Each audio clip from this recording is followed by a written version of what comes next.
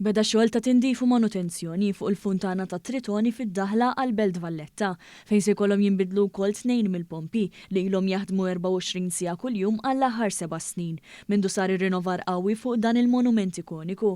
Il-manutenzjoni tal-funtana ssir dejjem kull 6 xhur, fl-aħħar tar-rebbieqa u fil-ħarifa f'perjodi dettati mill-klima. Waqt li kien se jsir it-tindif neċessarju din id-darba, instab li kien hemm bżonn jinbidlu tnejn mill-pompi tal-ilma biex tiżdied l-effiċjenza fil-filtrazzjoni tal-ilma. Dan anke biex il-kwalità tal-ilma tibqa' ċara kristall, kif inhu intenzjonat u xieraq għal Monument Nazzjonali, skedat fi grad numru 1. Fi żjara fuq il-post is-Segretarju Parlamentari għat-Tindif Pubbliku Omar Farrugia spjega li l-obbligu tad-Dipartiment tax-Xogħlijiet Pubbliċi li kull 6 xhur issir manutenzjoni fuq din l-ikona nazzjonali. Il-funtana ta' Tritoni fid-daħla tal-Belt Kapitali hija għall-qalb il-Maltin u l-Awċin kollha u huwa fl-obbligu tagħna bħala Dipartiment għax-Xogħlijiet Pubbliċi li kull 6 xhur issir il-manutenzjoni kollha meħtieġa sabiex din l-attrazzjoni turistika inkomplu ngawduha għaż-żmien li ġej.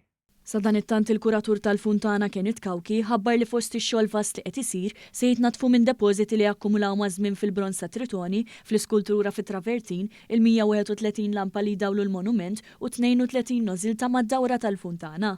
Madan se jiġu ordnati 7 nożils ġodda tal-stainless steel għall-plattin u wara ssir kalibrazzjoni tagħhom biex il-forma tal-kopla tal-ilma terġa' ssaltan fuq Pjazza Tritoni.